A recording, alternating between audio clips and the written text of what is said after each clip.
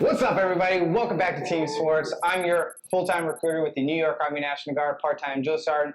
I have a huge treat for you today. I'm accompanied here with Specialist Parkman with the Texas Army National Guard. Great state of Texas. I'm so glad to be here. So, what made you want to join the military? Like, what compelled you? Like, what made you choose the Army National Guard versus, say, the Army Reserve or any other branch of service? So I knew I wanted to serve from a young age. I just wasn't sure which branch I wanted to go into. A family friend of mine was in the National Guard, a lieutenant colonel, and so I think he kind of swayed me into National Guard. But after doing my research and realizing that I could serve and come back home to Texas, that was the selling point for me. Plus the benefits you get for school. So yeah, knowing that I could go serve, come back home to Texas and be with my family, that's like the end result of why I chose National Guard. So prior to you joining the military, did your parents like support your decision to serve? Like, how did that go? They were just really shocked, I think, because I was doing sports broadcasting for 2 years. They all were like, "You're so good at it, keep doing it, pursue this." And some things had fallen through, and one day I just came home. I was like, "Hey, I'm going to join the National Guard." My dad already knew, but my stepmom and mom didn't have any idea. At first, they were shocked. They were like, "No, you're not going to do that." But over time, as I basically persuaded them, they were on board. They were 100% supportive of me, which I'm so grateful for, because I know everybody doesn't have that when it comes to the military. But yeah, they were all for it, and I got to get my own insurance. My mom was like, "You're off mine." So she was grateful for that too. Well, that's good. Yeah. She's like, "Bye." Yeah. How was your basic training experience? Like, did you love it? Did you hate it? Like, overall? Oh man, both, to say the least. I feel like when I go through things like that, I have a really hard time remembering specifics. I feel like it was a whirlwind that you're in constantly and you get kind of spit out at the end. So for me, looking back, it's an irreplaceable memory that I know that a very small portion of the world gets to experience. So overall positive, I wouldn't go again. I didn't enjoy getting yelled at and screamed at. I was 24 when I enlisted, so having someone my age or younger, doing that, it was hard to get a grasp on. But the cool training we got to do, like the weapons, driving the Humvees, doing land nav, things like that, it was amazing. But again, it was hard. Like I said, I was 24. I was with a bunch of 18-year-olds who hadn't quite figured out the respect thing yet and how drill sergeants work. So that was frustrating, but overall I had a really good time. Yeah, older people, not that you're old, you're still young. Yeah. But older people, they tend to, in my opinion, as long as they drink the Kool-Aid and know their role, basic training is a breeze. Dealing with 17 to 19-year-olds, dealing with their maturity, who never really experienced any real responsibility or, things like that, having all this freedom, maybe not so much basic, right. But, having all that freedom and making that money and stuff, definitely they don't know how to handle it sometimes. Yeah. So that definitely helps being a little bit older. Yeah. So I don't know how the Texas Army National Guard recruit sustainment program is, but how many drills did you do prior to leaving, and do you feel that it helped you in some way to prepare yourself mentally and or physically for Army basic training? Yeah, so I enlisted in January of 2018. I did 2 drills in February and March, and I shipped in April. So I got 2 RSPs in. Definitely was extremely helpful. I will say having that under my belt going into basic propelled me forward, which I am so grateful for, because you're already stressed out. You get there, you have no idea what to expect, no idea what's going on, and having that basic knowledge is the biggest blessing. A lot of my friends who went active or didn't have RSP were struggling to learn the soldier's creed, were struggling to learn rank structure, struggling to learn how you stand at certain positions and things like that. And I was able to completely relax on those things because RSP already showed me. Also the PT test, we took a PT test before I left. And so learning the order and how that really runs was extremely helpful as well. Well, that's good. Yeah. What was the best part of your RSP? Definitely just the knowledge that I learned. I think looking back, I can appreciate it a whole lot more, because in the beginning I was like, "Oh, I'll learn this when I get to basic. It's not a big deal. Why am I learning this now?" But after going through basic and looking at how much further ahead I started because of that, I'm so grateful. But yeah, definitely the best part is just really soak in what you're learning. I know you can get here and be like, "Oh, I want to go home, play my video games," but really try to take in those 2 days before you ship, because it's going to help you so much whenever you do get to basic training. So by being part of the Recruit Sustainment program, we're teaching you the things that she's talking about, like the ring structure, the soldier's creed, and all that good stuff. And by learning all that stuff prior to leaving, is going to take that additional stress off of you at the training site. So instead of having to deal with the stress that you're already in that moment there, and then having that stress to memorize all this stuff while you're there and while being there, being tested on that same information. So it definitely helps going through the Recruit Sustainment program. Yeah, and you get paid to do it. So, come on, you're getting paid to learn. It's going to help you in the long run. You can't complain about that. Now, other branches like the Army, you're in a delayed entry program. So you'll go to the Future Soldier program, usually on a weekly basis, as a motivator to, keep you on track to ship out for basic training. And it's only as effective as the Future Soldier leader puts into that program. So ours is regulated and all that good stuff. And you're getting paid for it, where you don't get that in the Army Reserve or Active Army going through the Future Soldier program. What tips or advice would you give one joining the service and about to go to Army basic training? My number one piece of advice would be to watch a YouTube channel, specifically his. His video was the first video I ever watched whenever I was thinking about joining. I hadn't even enlisted yet, and I watched his videos on what to expect in basic training, what to expect at MEPS, the process of applying. So definitely do your research. Look and see what the process is going to look like so you're not blindsided going into it. I know it can seem like, I don't want to know because it's going to scare me, but it's not. It's really going to benefit you learning those things ahead of time.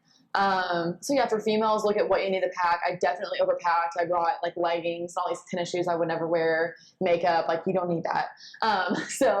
One girl packed her curling iron and hair spray tan stuff. So do your research. Look at what you need. Pack only the essentials.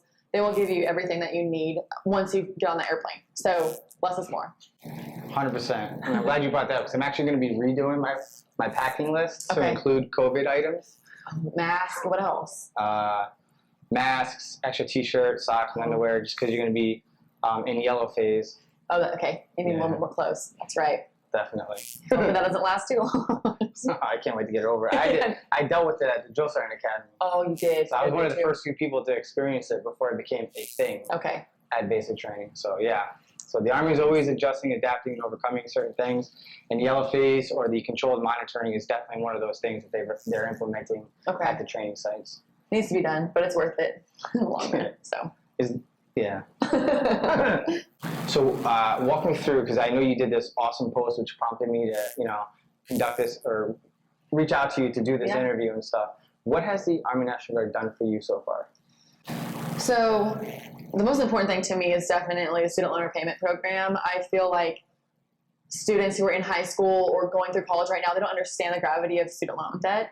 I didn't. I obviously went through college and I got out and I was like, holy cow, I'm never going to pay this off. And I only had almost 30 grand in student loan debt, with a low interest, but I mean, it's a monster. And so they paid off they're paying them off for me right now. They're about halfway through my payment. So the financial burden has been lifted a little bit off of me. Again, look into that because student loan debt is something else. But other than that, it has opened so many doors for me. Having Texas Army National Guard Military Police on my resume alone has gotten me in doors that I otherwise wouldn't have been in. For example, I went to basic training AIT. I came home. I ended up applying to go overseas to Italy. It wasn't the National Guard, but it was through another three-letter agency that was holding a seminar over in Italy. So I applied to it, and somehow I got in. I was the only person from the United States that they picked to go over there, which was really cool. So it was a combating human trafficking training, and I was there for 2 weeks, all paid. So it was a really, really good experience. Came home, then I deployed. I went to Guantanamo Bay, Cuba. Was there for 9 months, which also was a really good experience, and I highly recommend deploying if you can. I got to work a really, really cool job. Being enlisted, you get to do those kind of things. So, yeah, I was there, and then I came home. I got to work on the governor's task force down in Austin for COVID. I worked riot control down in Houston whenever that was going to. And then, I'm doing recruiting now. Woo! Fun. What compelled you to become a recruiter? Because usually it's not really offered to specialists. Yeah. So. My recruiter who recruited me, he reached out to me the minute I got home from AIT. He was like, hey, we want you on the team. And I was so opposed to it. I was like, I don't want to be a recruiter. I just got home from basic. I don't want to put the uniform on for a little bit. And he was persistent about it. I did ADOS for a little bit. I worked as his assistant. deployed. I came back home and COVID hit.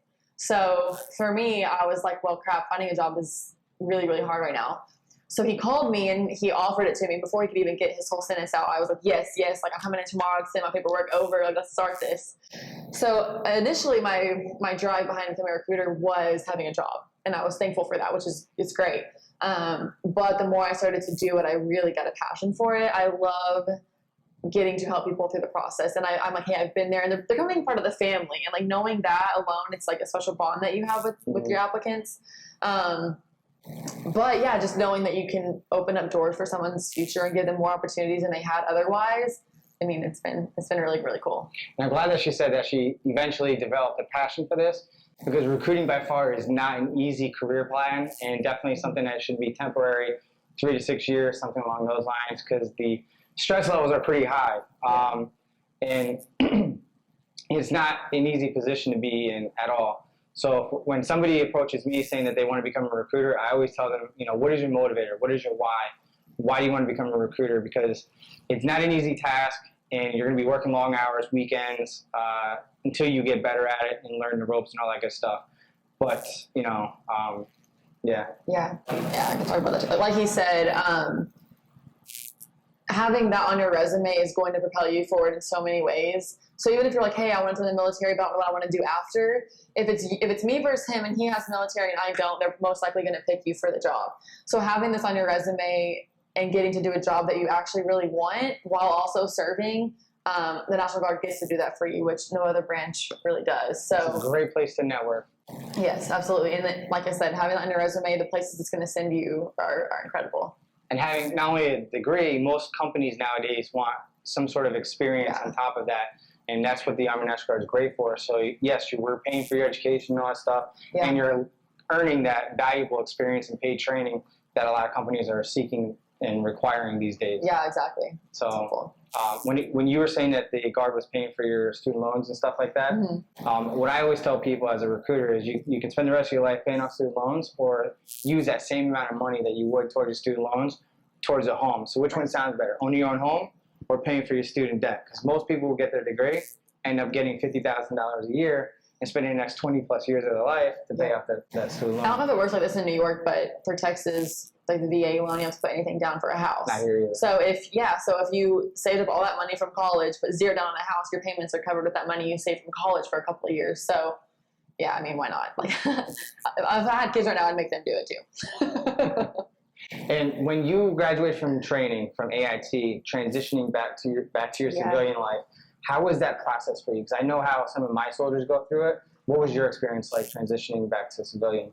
It's pretty difficult. I mean, I remember my parents even picking me up, and I was driving home, and I was trying to explain to them the things that I went through, and they just couldn't understand. Like, I'm trying to be like, oh, we got to eat this and eat so fast, and I had to sleep out here and do this stuff, and they're kind of like, okay, but it was hard because you go back home and all your friends' lives have moved forward. They're, getting engaged or married or doing these things, which some people did in basic too, but anyway.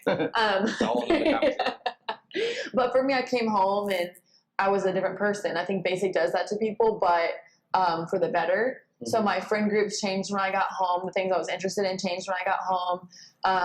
What I had in common with people was a lot different. So it was all for the better, but it's definitely difficult. It's a transition period, so give yourself grace. Like, if it's hard, don't think you're alone in that. Don't be like, oh man, like I've done something wrong or I'm worse than I was, because you're not. It's just a transition. So yeah, just give yourself grace in that, and find people who went through it too. Going to RSP, going back to drill, you get to talk to people who went through it too. And you'll have your battle buddies' phone numbers from basic, so you can reach out to them. But it's hard, but it's all for the better. And at the other side of it, it's all worth it. So. Yeah, a lot of people, when they come back from a training environment, especially if they don't have another job to go right back into, switching and transitioning from having purpose in something structured for the day, every single day, to, all right, you're on your own and you have nothing to do. You're not in school, you're not going to work. It's pretty tough for people. And oftentimes when they come back, they think of their training environment and they're like, oh, I want to go active duty because I want that every single day. Yeah. And your full-time job within the military is not going to be as exciting as a training environment. Right. So after 6 months, if you decide that you still want to go active, we can work on a conditional release if that is something that you're still aspiring to do. But if you go active duty and you don't like it, you're stuck doing that every single day. So fortunately for those who join Army National Guard Reserve, you have that ability to upgrade to active duty at some point, but you don't have the same opportunity if you go active first and find out that you don't like it. Right.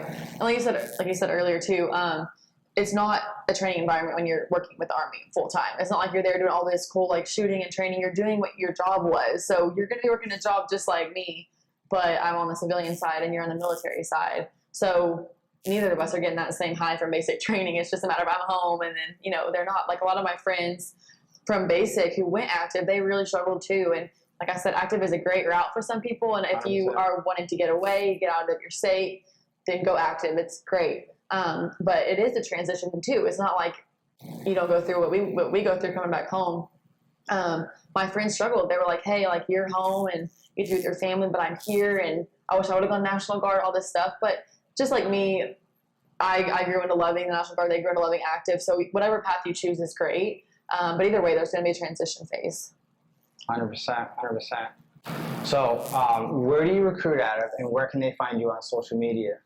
So I recruit out of Dallas, Texas, Dallas-Fort Worth area. If you're in high school, you have to be in my specific region. If you're out of high school, I can come to you wherever you're at. But yeah, follow me on Instagram. It's at Specialist Parkman. And I try to stay pretty updated. I'm not as good as this guy on posting stuff. He's much more creative than me. But I would love to help with any questions, especially for females. If you're looking for military life as a female, basic for females, what to pack, things like that, then please reach out, because I would do things differently in what I packed in regards to the female side. So I'd love to help answer those questions too. Definitely. So I'm going to add her social media and point of contact, her work address and all that stuff. So if you want to reach out to her, she's an awesome, phenomenal resource. You know, hit her up, ask her your questions, any concerns that you might have joining in general, or even as a female, whatnot. She's definitely going to take care of you. And I appreciate your time. Of course. And all that good stuff. And I have something for you. Oh my goodness! Stop! This is amazing. Oh, this is great. I gotta show this. I get to add it to my coin collection. I can't believe you have these made. This is awesome. Let's see. Isn't that cool? Stop. Okay, this is my most favorite one now. Thank you so much. You're very welcome. That is I great. Appreciate you taking the time and all that stuff. Of course. So, thank you. Yep. You gotta do your like, subscribe thing. Oh yeah. Oh, don't forget, like the video, share the video. If I don't see you in the comments down below, I'll see you in the next video. Hold up! Wait a minute. Like this video and follow me on social. And while you're at it, go ahead and check out one of my other videos right over here. Just pick one. They're pretty cool. I mean, I liked it. I mean, I was in it. Spoiler alert. I teach you something. Just saying.